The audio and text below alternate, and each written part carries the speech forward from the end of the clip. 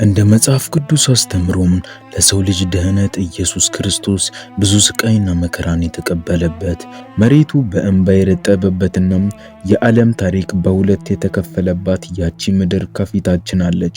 በዛሬው ጉዟችን በሀገረ ኢየሩሳሌም እምብርት ላይ ስለሚገኘው አጽናፈ ሰማይን ስላንቀጠቀጠው የጎልጎታ ተራራም አሁንም ድረስ ያሉ ሚስጥራዊ እውነታዎችን ልንዳስስ ወደድን።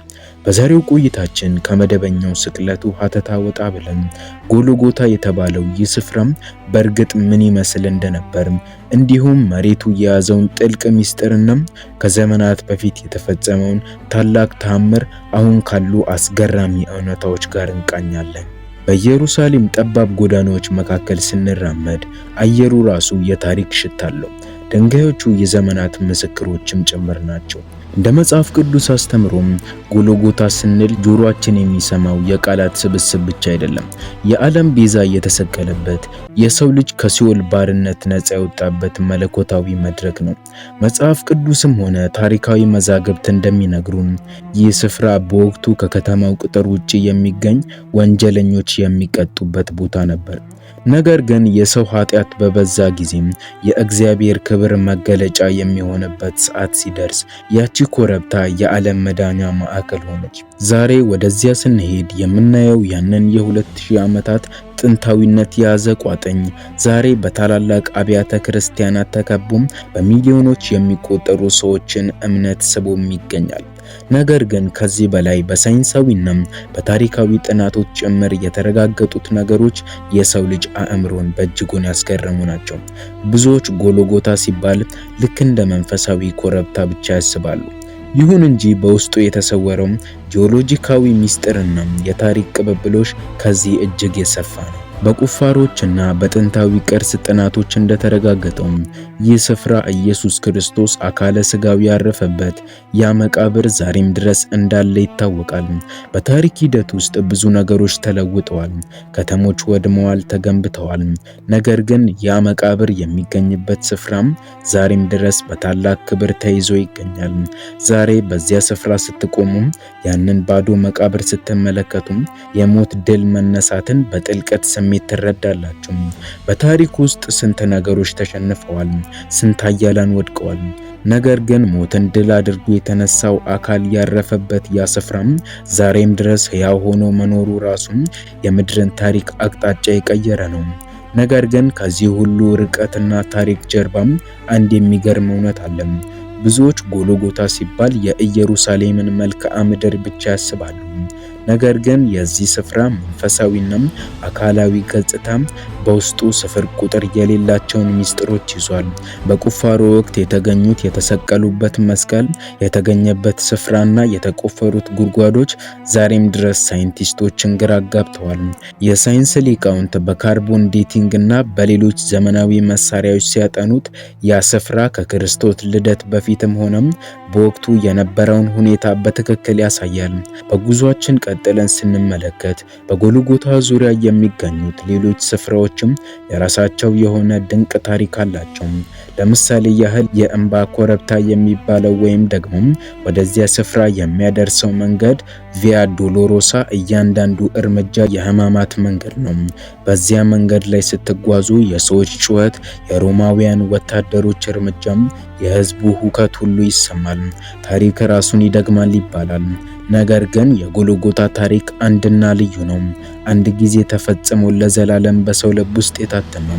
ነገር ግን ዛሬ በዚህ ቦታ ላይ በሚሊዮኖች የሚቆጠሩ ቱሪስቶችና አማኞች በየዓመቱ ወደዚህ ስፍራ ይጎርፋሉ። ከዓለም ከየትኛውም ማዕዘን መጥተው በዛች ጠባብ መቃብር ውስጥ ለመግባት ያንን ቋጥኝ በእጃቸው ለመዳሰስ ሲሉም ረጅም ሰዓታትን በሰልፍ ይጠብቃሉ። ሰዎች በምድር ሲኖሩ ሀብትና ስልጣን ፍለጋ ብዙ ይለፋሉ። ነገር ግን እዚህ ስፍራ የሚመጡት ሰዎች ፍለጋም ገንዘብ ሳይሆን ፍጹም ሰላም ነው። ነፍሳቸው የምታርፍበትን ከፈጣሪ ጋር የሚገናኙበትን ያንን ቅዱስ ስፍራ ለመካፈል ነው። እንዲሁም ይህ ሁሉ ሲሆን የጎልጎታ ምድር አሁንም ዝም ብላ ታሪኳን ትናገራለች። እንዲሁም በወቅቱ ሮማውያን ወንጀለኞችን ሲሰቅሉ የተጠቀሙባቸው እንጨቶች የፍርድ ሂደቱ የተከናወነበት ሰንሰለትና የፍትህ አሰጣጥ ስፍራዎች ዛሬም ድረስ በቁፋሮ እየወጡ ይገኛሉ። ከዚህም ባሻገር በጊዜ ሂደት ውስጥ ይህ ስፍራ እንዴት ሊጠበቅ ቻለ ወደሚለው ሌላኛው አስደናቂ ታሪክ እንምጣ። በክርስቲያኖች መሰደድና በዘመናት ጦርነቶች መሃል የዚያን ዘመን ንግስት የነበረችው ንግስት እሌኒም ወደ ኢየሩሳሌም በመምጣት ያንን ስፍራ እንዲታወቅ ጥረትም አድርጋለች። መቃብሩንና የመስቀሉን ቦታ ለማግኘት የተደረጉ ጥረቶች ታሪክን የሚፈታተኑም ነበሩ። በቁፋሮ ወቅት የተገኘው መስቀል የፈውስ ተአምር መስራቱ ሲነገር በወቅቱ የነበሩትን ሰዎች ሁሉ እምነት በከፍተኛ ሁኔታ እንደቀየረውም ታሪካዊ መዛግብት ይመሰክራሉ። ዛሬ ስንመለከተው ያ ቦታም የክርስትና ብቻ ሳይሆን የዓለም ታሪክ ትልቁ ማዕዘን ሆኖም ቀጥሏል።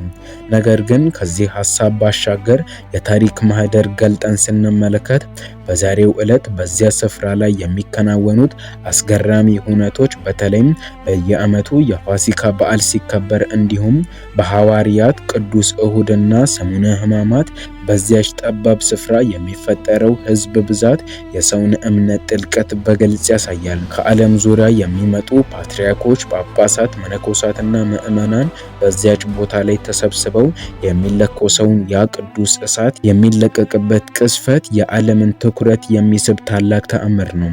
እንዲሁም ያ የሚለኮሰው እሳት በጨለማ ውስጥ ለሚኖረው ዓለም የተሰጠም የብርሃን ተስፋ መሆኑን በቦታው የሚገኙ ሁሉም በአንድ ድምጽ ይመሰክራሉ። ከዚህም ሌላ በጎልጎታና በቅዱስ መቃብር ቤተክርስቲያን ውስጥ የሚገኙት የተለያዩ አብያተ እምነቶች አብረው የሚኖሩበት ልዩ ስልት ራሱም የዓለምን ትኩረት የሳበ ሌላኛው ክስተት ነው። የግሪክ ኦርቶዶክስ፣ የሮማ ካቶሊክ፣ የአርመን ኦርቶዶክስ እና የተለያዩ ሀገራት ኦርቶዶክስ ቤተክርስቲያን መነኮሳት ያንን ቦታ በጋራ ለማስተዳደር ለዘመናት የቆዩበት ጥብቅ ስርዓትም አለ። ይሁን እንጂ አልፎ አልፎ በመካከላቸው የሚነሱም ትናንሽ አለመግባባቶች ቢኖሩም የቦታውን ቅድስናና ታላቅነት አስጠብቆ ለማቆየት ሁሉም በአንድ ላይ ይቆማሉ። ይህ ደግሞ በምድር ላይ ብዙ ልዩነቶች ቢኖሩም በታላቁ እውነት ፊት ግን ሁሉም አንድ መሆኑን የሚያሳይ ትልቅ ማሳያ ነው። ከዚህ ሐሳብ ባሻገር በዚያች ቅድስት ምድር ላይ የሚገኙትን ሌሎች ድብቅ ቦታዎችና የታሪክ ውብ ማዕዘኖችን አብረን እንቃኝ። ብዙዎች የማያውቁት አንድ እውነት አለ። የጎልጎታ ኮረብታና አካባቢው ዛሬ ባለው ሁኔታ ልክ ከ2000 ዓመታት በፊት እንደነበረው ሁሉም በሙሉ ተመሳሳይ አይደለም። የከተማዋ ግንባታዎች፣ የዘመናት ጦርነቶችና የመሬት መንቀጥቀጦች መልክዓ ምድሩን በከፍተኛ ሁኔታ ቀይረውታል። ነገር ግን አርኪኦሎጂስቶች በዘመናዊ ቴክኖሎጂ ታግዘው ባደረጓቸው ጥናቶች በኢየሩሳሌም ውስጥ ያሉት ጥንታዊ ግድግዳዎች፣ የውሃ ማጠራቀሚያዎችና የድንጋይ መቃብሮች አሁንም ድረስ ያንን ጊዜ የነበረውን እውነተኛ ገጽታ በግልጽ ያሳያሉ። ይህ ደግሞ በታሪክ ውስጥ የተጻፈው እያንዳንዱ ቃል ዛሬም ድረስ ታሪኩን ጠብቆ በኢየሩሳሌም ስለመኖሩ በድጋሚ ያረጋግጥልናል። ከዚህ ሐሳብ ባሻገር በዚያች ጥንታዊት ምድር ላይ የሚደረጉትን ሌሎች ታሪካዊ ፍለጋዎች ስንመለከት የሰው ልጅ አእምሮ ሊመረምራቸው የሚገቡም ስፍር ቁጥር የሌላቸው ሚስጥሮች እንዳሉ ያስረዳናል። ለምሳሌ ያህል በጎልጎታና በዙሪያው ባሉት አርኪኦሎጂካዊ ምድር ውስጥ የሚገኙ ጥንታዊ ዋሻዎችና የይሁዳ በረሃ ሚስጥሮች ከዚህ ታሪክ ጋር በቀጥታ የተያያዙ ናቸው። በታሪክ ማህደር ውስጥ እንደሰፈረው በሁለተኛው መቶ ክፍለ ዘመን ሮማውያን ክርስትናን ለማጥፋት ሲሉ ያንን የጎልጎታ ኮረብታና የመቃብር ስፍራ በአፈር ድልድይ ከድነው በላዩ ላይ የጣዖት ቤተ መቅደስ ሰርተውበት ነበር። ዓላማቸውም ግልጽ ነበር፤ የሰው ልጅ ታሪክና ትዝታ ማጥፋት። የታሪኩን አሻራ ከምድረ ገጽ ላይ ሙሉ በሙሉ ለመደምሰስ ፈልገውም ነበር። ነገር ግን እውነት እንደ ፀሐይ ነው። በማንኛውም ውፍረት ባለው ደመና ቢጋረድም በአንድ ሰዓት ግን ፈንጥቆ መውጣቱ አይቀርም። እናም ከዓመታት በኋላ የታሪክ አካሄድ ሲቀየርና ቆስጠንጢኖስ ንጉሠ ነገሥት ሲሆን ያንን የጣዖት መቅደስ በማፍረስ ያንን የተሸፈነውን ቅዱስ መቃብርና የጎልጎታ ኮረብታ ዳግም ለብርሃን አበቁት። ከዚህም ሌላ በጎልጎታ ዙሪያ የሚነገሩት ታሪኮች ዛሬም ድረስ በየዓመቱ በሚሊዮኖች የሚቆጠሩ የሚቆጠሩ ሰዎችን ሕይወት እንደሚቀይሩም ይታመናል።